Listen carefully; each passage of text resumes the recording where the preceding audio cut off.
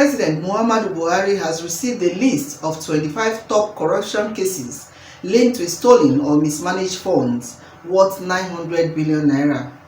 In a letter delivered to Buhari this week, the Human and Environmental Development Agenda header warned that the country was sliding into the red light district of corruption and vice. The group also alerted that corrupt people were taking over critical institutions, undermining the country's anti-corruption profile. The letter, titled Reawakening the Anti-Corruption Drive and signed by header chairman Mr. Suraju Olarewaju. In it, the group said the volume of money linked to ignored corruption cases since 2015, when President Buhari assumed office, was not less than 900 billion naira. The anti-corruption group regretted that many cases of corruption involving prominent people have been scuttled by government self-appointed gatekeepers.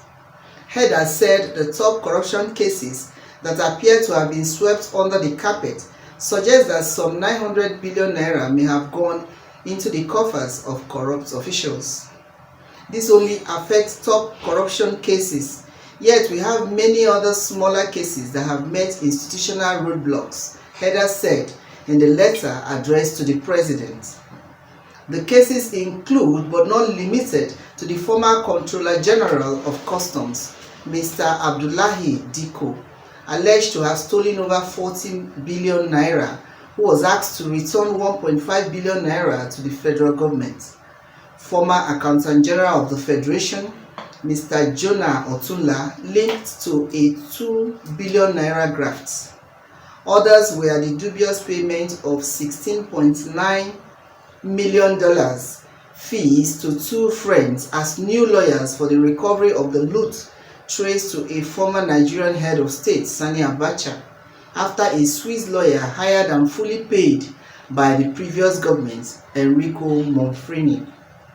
Apart from cases involving cash, Header documented cases of influence peddling involving top government officials that used their seats to overturn justice in favor of politically exposed individuals.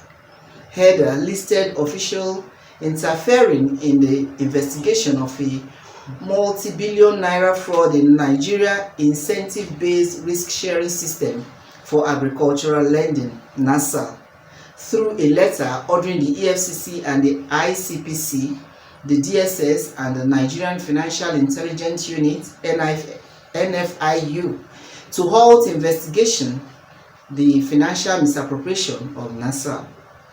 There were also the attempts to reinstate Mr. Abdul Rashid Mena, former chairman of the Pension Reform Task Team, PRTT, while the Attorney General, Mr. Abubakar Malami San, discontinued a 25 billion naira criminal charge against Senator Danjuma Goje without any justification. Header equally mentioned the allegation that the former Chief of Army Staff, General Yusuf Buratai, bought properties in Dubai, United Arab Emirates, using suspected corrupt means as a procurement officer of the Nigerian Army.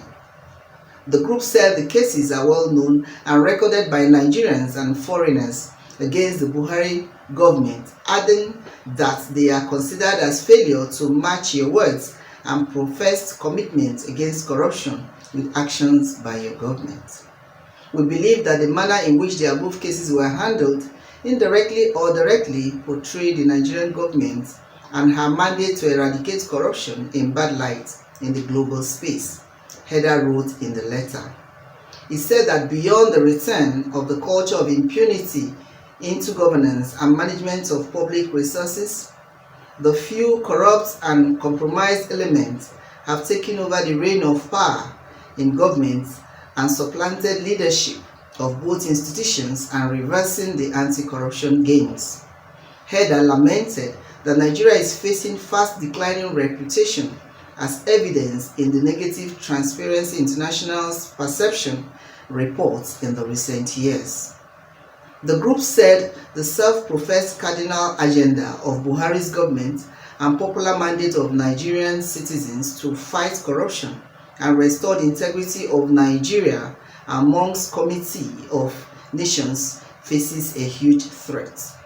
Heather said, "Your Excellency, whereas this agenda of fighting corruption was vigorously pursued, albeit with some negligible shortcomings and international sabotage by some of your appointed officials and aides, significant results were recorded by the government and overwhelming support received from local partners and international stakeholders, resulting in return of recovered stolen assets and aggressive investigation of several cases of past corruption by anti-corruption agencies, particularly the Economic and Financial Crimes Commission and the Presidential Panel on Recovery of Public Property." HEDA is a leading global partner in the fight against corruption at the local and international levels.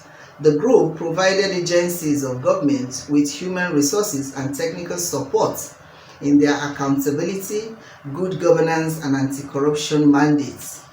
Many of the group's efforts led to the recovery of illicit funds from local and international crooks. From Lagos, this is Tina Timothy, News Express Nigeria Television.